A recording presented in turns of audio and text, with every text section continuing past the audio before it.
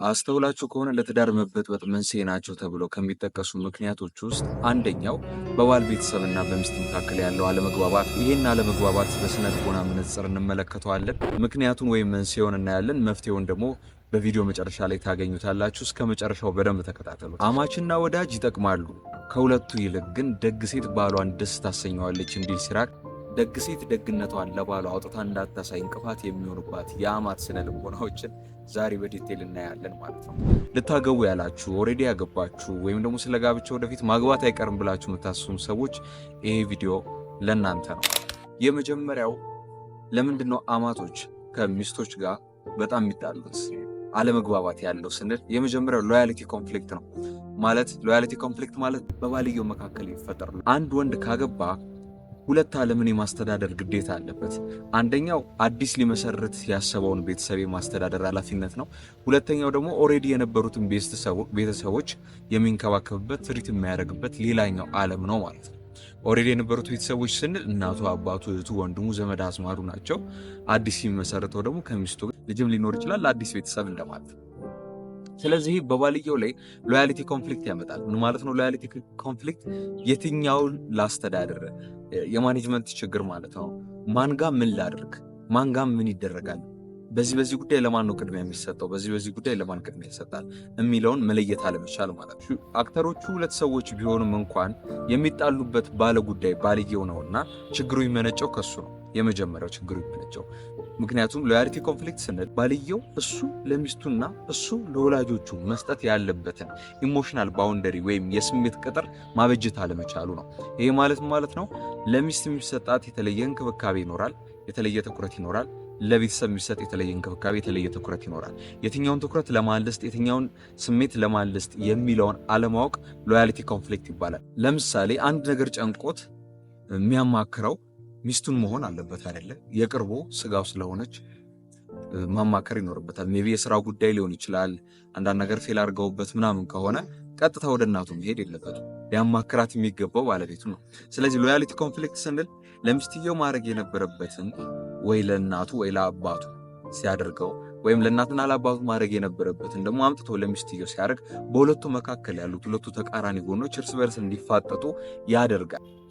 ማኔጀሩ እዚህ ጋር ባልየው ነው። ባልየው የሚሰጠውን ማኔጅመንት አለማው፣ ባልየው ሃው ቱ ማኔጅ የሚለውን ጥያቄ መመለስ አለመቻሉ፣ እንዴት ነው በሁለቱ መካከል ቀስ እያልኩ እየተጫወቱ ቅድሚያ ለሚያስፈልገው ቅድሚያ እየሰጠው፣ ስሜት ለሚሻው ስሜት እየሰጠው፣ እኔን ለሚፈልገው እኔን እየሰጠው፣ እንዴት እያረኩ ነው በዛ መሃል መጫወት የምችለው ባላንስ ማድረግ የምችለው የሚለውን አለመፍታት የመጀመሪያው ችግር ነው። ምሳሌ እንውሰድ። እናትየው በጣም በተደጋጋሚ የምትደውልለትና ቢፋታ ጥሩ እንደሆነ፣ የገንዘብ አያያዙ እንዴት እንደሆነ፣ እንዲረዳት እንደምትፈልግ፣ በርበሬ ያለ ሽሮ አለ እንደዚህ ያለ ምናምን ብላ ዲቴል የምትጠይቅ አንድ እናት ያለችውን ወንድ ያገባች የሆነች ሚስት ካለች እቺ ሴታውን ሰፈር የምታደርግበት ወይም የምትሰቃይበት አንዱ ሪዝን የሚሆነው ምንድን ነው? እሷ ልትሰጠው የሚገባውን ትሪትመንት፣ እሷ ቼክ ልታደርገው የሚገባውን ጉዳይ እናትየው እዚህ ጋር ከቨር ስላደረገችው ተጫዋች አይደለችም፣ አክተሩ አይደለችም። እዚህ ጋር እንደ ሰከንድ ፐርሰን ይሰማታል፣ እንደ ሁለተኛ ወገን። ስለዚህ ሚስትየው ለዚህ ስሜቷ ተጠያቂ መሆን የለባትም። ባይሆን ምን መሆን አለበት? ባልየው ይህን ኃላፊነት ይወስድና እናትየው ከጠየቀቻቸው ነገሮች ውስጥ እሱ ማድረግ የሚችለውና የምርም ማድረግ ያለበት ነገር ካለ እያደረገ አልፎ ደግሞ ትዳሩን ሊበጠብጥ የሚችል ሀሳቦች እያመጣች ከሆነ ደግሞ እናት በምትመከርበት እናት ሊነገራት በሚገባው መልኩ እየነገረ ጤናማ በሆነ መልኩ ከትዳሩ ማሸሽ ይኖርበት። ያ ማይሆን ከሆነና እናቱ ያለችውን በሙሉ አክሰፕት እያደረገሽ እያለ የሚቀበል ከሆነ እዚች ጋር ሊያማክራት የሚገባት ሚስቱ ተጎልታ ተቀምጣ እየጠበቀችው እያለ እሱን ቦታ የወሰደች እናት እንዳለችው ስለሚሰማት ከእናቱ ጋር ድብቅ ውጊያ ነው የምታደርገው። የምትጠላት የእሱን እናት ላትነግረው ትችላለች፣ ግን ደግሞ አንኮንሽስሊ ደመነፍሷ በደንብ እየጠላት የሚመጣው። ሌላኛው ነገር የፓወር ስትራግል ነው። ይሄ የስልጣን ሽኩቻ ነው የሚባለው። የስልጣን ወይም የወንበር ሽኩቻ፣ በሁለቱ መካከል የሚደረግ የወንበር ሽኩቻ ነው። ይሄ ማለት እናትየው በቁጥጥሯ ስር የነበረ ልጇን በጋብቻ አሳልፋ ሰጥታለች።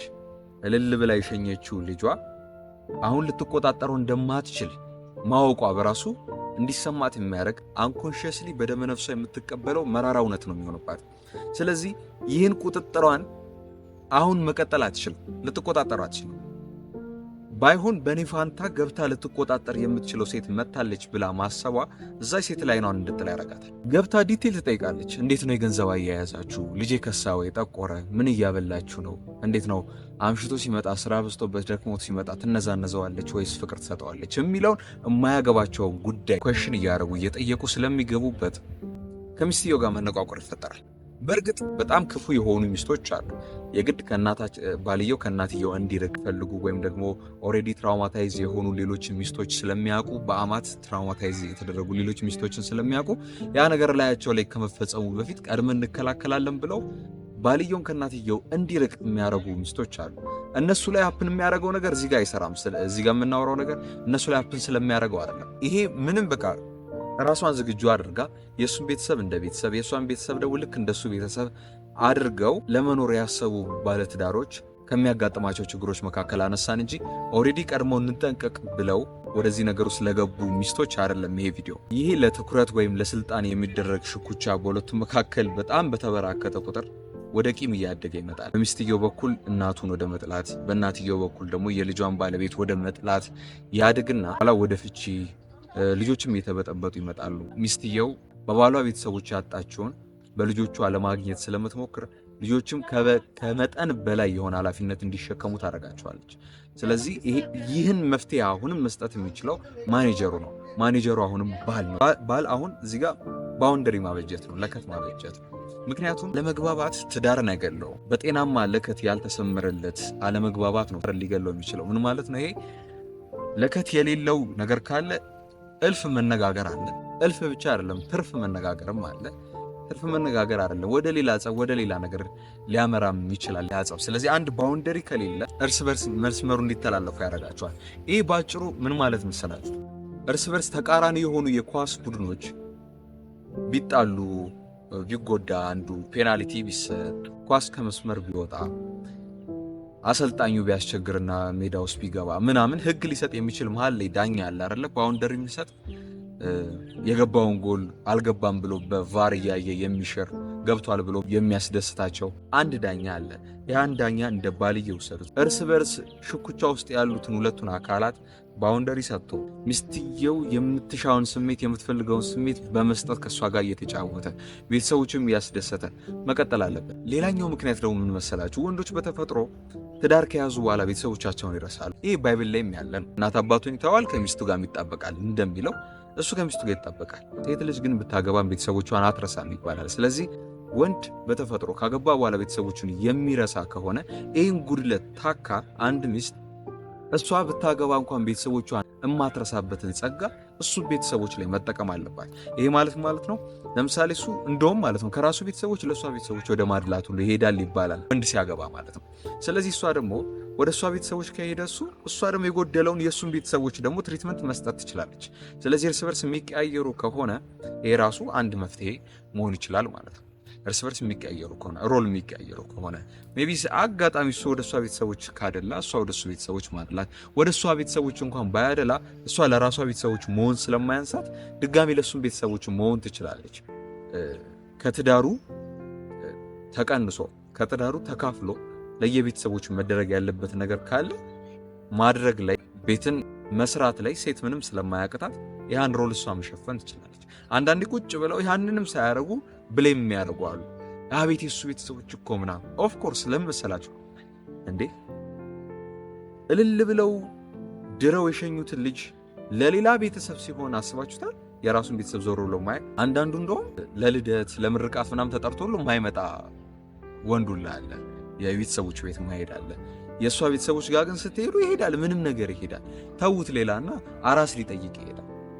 ለቡና ሊጠጣ ምናምን ይሄዳል። እዚህ ጋር ግን ትላልቅ አራስም ትልቅ ነገር ነው ማለት አሁን ምርቃት ለአንድ ሰው በጣም ትልቅ ነገር ነው። ምናልባት ሰርግም ሊቀር ይችል ይሆናል። ስለዚህ ጎዶሎ ሴቷ መሸፈን አለባት። ሌላው ደግሞ እንደ ምክንያት ልናነሳ የምንችለው ነገር አይደንቲቲ ወይም ሮል ኮንፊውዥን ነው።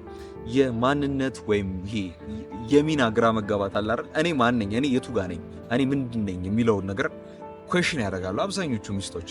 ምክንያቱም አንድ ሴት ትዳሩ ስትገባ ለባሌ ፓርትነር ሆናለሁ ወይም ደግሞ አጋሩ ሆናለሁ ብላ ነው። ይህን ሰክሰስፉሊ ጨረስኩ ብላ ሳታርፍ የባሏ ቤተሰቦች ከሷ የሚጠብቁት ሌላ ነገር እንዳለ ስታቅ ወደዛ ነገር ውስጥ ትገባለች። ምን ማለት ነው ይሄ? አንድ ትዳር ሰክሰስፉል የሚሆነው እኔ ለባሌ ጥሩ አጋር መሆኔ ብቻ ሳይሆን የባሌ ቤተሰቦችም ከኔ የሚጠብቁትን ነገር ማሟላት ነው ብላ ያሰበች አንድ ሚስት የባሏ ቤተሰቦች ሊያስደስታቸው የሚችሉ ነገሮችን በሙሉ ታረጋለች፣ አይረኩም። አሁንም ታረጋለች፣ አይረኩም። ይህ እሷን ወደ ምን ይከታታል? ፐርሰናል አይደንቲቲዋ ኮንፊውዝድ እንዲሆንባት ያረጋታል። ምን ሳረግ ነው የሚያስደስታቸው፣ ምን ሳረግ ነው የሚያስከፋቸው የሚለውን አታውቅም። ድሮ እሷ የምትወደውን ነገር አሁን እነሱ ለሚወዱት ነገር አሳልፋ ሰጥተዋለች። የምትወደው ነገር አሁን የራሷ የላትም። ሁሉ ነገር የሰው ሆኖባታል። የሰው ብቻ አይደል የባሏ ቤተሰቦች ሆኖባታል። እና እንደ እኔ ማንኝ ይሄ ሴንስ ኦፍ ሰልፍ የላትም። እኔ ማንኝ የሚለው ይሄ የራስ ስሜት የላትም። ራሷን ጣል ታደርጋለች። እና ይሄ ደግሞ ወደ ምን ይመራል? ሳይኮሎጂካሊ በስነ ልቦናው ስናየው አንድ ሰው ፐርሰናል አይደንቲቲውን ያለሱ ፍላጎት ፑሽ ተደርጎ ፎርስ ተደርጎበት ከተገፋና ወደማይፈልገው አይደንቲቲ ወደማይፈልገው ማንነት ከሄደ ኢሞሽናል ሬዚስታንስ ያጋጥመዋል። ስሜቱ ሬዚስት ያደርገዋል፣ ይቃወመዋል። ምን ማለት ነው? ለምሳሌ የባሏ ቤተሰቦች አንድ ቀልድ ቢያነሱና ለሷ ያ ቀልድ ምንም ትርጉም ሳይሰጣት ወይም ሳያስቃት ከቀረ ግን የመሳቅ ግዴታ እንዳለባት ውስጧን አሳምናው ከሆነ የኖረችው መሳቋ በራሱ ኢሞሽኗ ሬዚስት ያደርጋታል። አስመሳይ አሁን ያስቆሽ ነው ምንድን ያልኩት ብሎ ቢጠይቁሽ እኮ አታቂ ምናምን የሚል ሬዚስት የማድረግ ስሜት እንዲሰማት ያደርጋታልና ያ ደግሞ ራስን የመጥላት ምንም የራሴ የሆነ አቋም የለኝም ማለት ነው ብለው እንዲያስቡ ያደርጋቸዋል። ይሄ በጣም ትልቅ ፈተና ነው የሚሆነው። ምክንያቱም የራሷን ስሜት የማታዳምጥ ባለቤት የማታዳምጥ ሚስት እርጋታ የላትም። ባሏን ልታስደስት አትችልም። ልጆቿ ቅብዝብዝ ነው የሚሆኑት። እዚህ የሚቀመጥ እንዴት ነው እንግድነት ተጠርታችሁ ቤት ውስጥ ገብታችሁ መጥቶ ታፋህ ላይ ቁጭ ብሎ ጌም የሚጠይቅ ሕፃን ልጅ ምናምን የእንደዚህ አይነት ወላጅ ውጤት ነው። እቺ ሴት በጣም በስርዓት ነበር ያደገችው፣ ጥሩ ባህሪ ነበራት ምናምን፣ ግን የራሷ የሆነ አይደንቲቲ ሰልፍ የላትም፣ የራሷ የሆነ ሪፍሌክሽን የላትም። ስለዚህ የራሳቸው የሆነ ባህሪ ያላቸው ልጆችን ማሳደግ አትችልም። ከባሏ ጋር ትጣላለች። በባሏና በእሷ መካከል ያለውን ኮንፍሊክት እያዩ ያደጉ ልጆች ስለሚሆኑ በቃ ብጥብጥ ማድረግ ነው ቤቱን ምናምን የሚይዙት ማለት ነው። ይሄ በራሱ ህፃናቶቹ ላይ የሚያመጣ ሌላ ችግር ነው አይደለም? ምክንያቱም የነሱ አልበቃ ብሎ ሌላ ለጄኔሬሽን ነቀርሳ የሚሆን ልጅ ነው እያፈሩ ይመጡት። ሌላኛው እንደ ምክንያት ሊሆን የሚችለው ጄኔሬሽናል ጋፕም አለ አይደለ? የትውልድ ልዩነት እኮ አለ። በሱ እናትና በሚስቱ መካከል ያለው ጄኔሬሽናል ጋፕ አለ። እናቶቻቸው ምን ብሎ ሊያስቡ ይችላሉ? የልጅ አስተዳደግ በዚህ መልኩ ነው መሄድ ያለበት፣ ገንዘብ አያያዝ በዚህ መልኩ ነው መሄድ ያለበት፣ ባህሏን እየተከተለች መሆን አለባት፣ ሃይማኖቷን እንደዚህ ማድረግ አለባት ምናምን ብለው በሚያስቡት ፊገር ስለሆነ ያቺን ሚስት የሚስሏት ሚስትየው ከነዚህ ነገሮች ውስጥ ካጎደለች ያን ጄኔሬሽናል ጋፕ አይረዱላትም። ባይሆን የተፈጠረውን ጋፕ በራሷ እንድትሞላ ነው ፎርስ የሚያደርጓት እና ይሄ ወደ ምን ያመራል? ወደ ትራውማ ያመራል። ምክንያቱም ቅድም እንዳልኳችሁ ነው፣ ሴንስ ኦፍ ሰልፍ ስለማይኖራት ራሷን ቴስት አታውቀውም። የዘመኑ ሚስት ናት እና የዘመኑ ሚስት እንዴት ፐርፎርም ማድረግ እንዳለባት አታውቀውም። ሰው ፊት ስትቀርብ ኦልዲ ነው የምትሸተው። ይሄ የድሮ ሰው ነው የምትሸተው። ምን ማለት ነው የድሮ ሰው መሽተት ማለት? ትዳሯ የድሮ ነው በሱ እናት ፊገር ስለተሳለ። የልጅ አስተዳደጓ የድሮ ነው። የራሷ የሆነ የልጅ አስተዳደግ መስፈርት የላትም። በልጆቿ ላይ ሁሉ ስልጣን እንዳይኖራት የሚጫናት ሌላ አካል ስላለ ይሄ አንሄልድ የሆነ ትራውማ፣ ይሄ ያልታከመ ጠባሳ ወደ ልጆቹም ይወርድና ቅድም እንዳልኳችሁ ከሱ ቤተሰቦች ልታገኘው የሚገባውን ፍቅርና እንክብካቤ በማጣቷ ያን ፍቅርና እንክብካቤ ለማግኘት የምትጠራው ከባሏ ነው። ባሏ ደግሞ አያስደስታትም። ባሏን ባየች ቁጥር ቤተሰቦቹ ትዝ ይላታል። ከቤተሰቦቹ ጋር ስለተጋጨች ከባሏ ጋር መጋጨቷ ላይቀር ይችላል። ስለዚህ ልትደሰትባቸው ወይም ደግሞ አሉኝ ብላ ልታስባቸው የምትችላቸው ልጆቿ ብቻ ነው የሚሆኑት። እነዛም ልጆች ለሁለት ነው የሚቀረጹት። በባልየውና በባልየው ቤተሰቦች መስመር ሊያድጉ ይችላሉ፣ ወይም በሷ መስመርና በሷ ቤተሰቦች መስመር ውስጥ ሊያድጉ ይችላሉ ማለት ነው። እና ይሄ በራሱ ለሁለት መከፈል ልጆቹን አንድ ቦታ ሆነው እንዳያድጉ፣ ይሄ ምንድነው በጥሞና እንዳያድጉ የለም ስለ ሰው ልጅ ምን አይነት አመለካከት አላቸው፣ ለሀገር ያላቸውን ፍቅር፣ መማር ስለሚፈልጉት ሳብጀክት፣ ሲያድጉ ምን መሆን እንደሚፈልጉ፣ ምን መስራት እንደሚፈልጉ ይሄ ወጥ የሆነ አቋም እንዳይኖራቸው ያደርጋል። ወላዋይ እንዲሆኑ ያደርጋቸዋል በብዛት ማለት ነው። ስለዚህ ያልታከመውን ጠባሳ ማከም የሚሞክሩት በልጆቻቸው ስለሆነ ተሸክመው ጠባሳውን ሳያክሙ ስለሆነ ጠባሳውን ወደ ልጆቻቸው የሚጭኑት ጭራሽ ሌላ ጠባሳ ያጋቡባቸዋል እንጂ በልጆቻቸው ድህነት አያገኙም። በልጆቻቸው እረፍት እንዳያገኙ ይሆናሉ ማለት ነው። ይሄ በጣም ትልቅ ችግር ነው። ይሄን ነገር ከጠቀስን እንዴት ነው ፊክስ ማድረግ ያለበት የሚለውን በየመሃሉ እየነገርኳችሁ መጥቻለሁ። ስፔሲፋይ ለማድረግ ያክል ባልየው ትልቁን ሮል መጫወት አለበት። ምክንያቱም ቅድም እንደነገርኳችሁ ነው፣ በዳኛም ምሳሌ ሰጥቻችኋለሁ። ወይም ደግሞ በአጭሩ ባል ማለት ፕሮቴክቲቭ ኢሞሽናል ብሪጅ ነው፣ ድልድይ ነው። በሁለቱ መካከል ኢሞሽን አለ፣ ስሜት አለ። እንዲሁም ሴቶች ናቸው አብዛኛው ጊዜ የባልየው አባት ምናምን አይደለም ብዙ ጊዜ አፕን የሚያደርገው ወይ እህቶቹ ናቸው ወይ እናቱ ናት። እና ይሄ ሴቶች ስሜት ናቸው፣ ኢሞሽን አለባቸው። ሰው በሁለቱም በሚስቱ ጋርም ኢሞሽን አለ፣ ላይ ደግሞ እናቱ ወይ እህቶቹ ጋርም ኢሞሽን አለ። ስለዚህ በሁለቱም መካከል ያለውን ኢሞሽን ፕሮቴክት በማድረግ ብሪጅ መሆን ነው እሱ የሚችለው። ብሪጅ ከሆነ ለነሱ መስጠት ያለበትን እየሰጠ ሚስቱ ምንም ነገር እንዳልጎደለባት እንዲሰማት ማድረግ ይችላል። ይህን ማድረግ የሚችለው የመጀመሪያው ባውንደሪ በመስጠት ነው ብያቸዋለሁ። ባውንደሪ ሲሰጥ መስመር ማለፍ የሌለባቸውን ነገሮች እንዳያልፉ ማድረግ። እሷም ከፍ ብላ እናቱን መናገር እንደሌለባት፣ ለእናቱ የሆነ ነገር ስላደረገ እሷን ይተዋታል ማለት እንዳልሆነ፣ ምቀኝነት እንዳይኖርባት በደንብ መናገር ይኖርበታል። ምክንያቱም እናቱን በጣም ትሪትመንት ያስፈልጋታል። ይሄ ማለት እናቶች ሚስቶች ላይ ያላቸውን ጫና እንዲቀንሱ እናቱን እርግፍ አድርጎ ይጣል የሚባል ነገር ጭራሽ የለም። ምክንያቱም እናቱን ሊረሳ አይችልም። የሚረሳ ወንድ ሊኖር ይችላል በርግጥ፣ ግን እናቱን ጭራሽ መርሳት የለም። ያስፈልጋትን ለእሷ እየሰጠ እያረገ፣ ስሜቷን እያከበረ፣ ትእዛዟን እያከበረ፣ እዚህ ጋር ደግሞ የሚስቱንም ፍላጎት እያሟላ ትእዛዟን፣ ስሜቷን እያከበረ መቀጠል ይችላል። ቢችል ሁለቱም ማዋደድ ነው። የዛን ጊዜ ማረፍ ይችላል። ቢችል ከሱ ይልቅ እናቱ ሚስቱን ብትወድለት እንደዚህ አይነት ባል የታደለ የለም።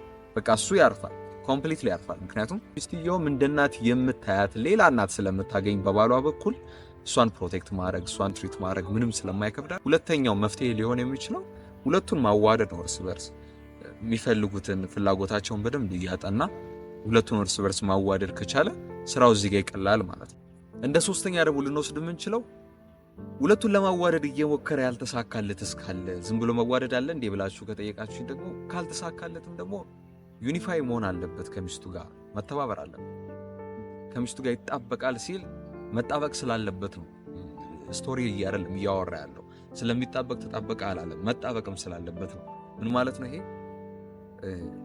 በህይወቱ ላይ የሚከሰቱ ነገሮች፣ በልጆቹ ላይ የሚከሰቱ ጉዳዮች፣ መወሰን ያሉባቸው ነገሮች በሙላ ከሚስቱ ጋር መወሰን አለበት። ምክንያቱም ስጋው ራሱ አንድ ነው አይደለ? አንድ አካል አንድ ስጋ ሆኑ አይደለ የሚባለው። ሰው ሐሳቡም አንድ ሐሳብ መሆን አለበት።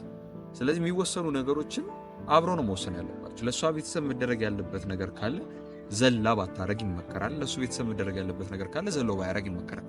ተመካክረው አስበው ማድረግ ያለባቸውን ነገር በማድረግ መፍታት ይችላሉ። የመጨረሻው ደግሞ ቅድም በመሃል የጠቀስኩላችሁ መፍትሄ ነው።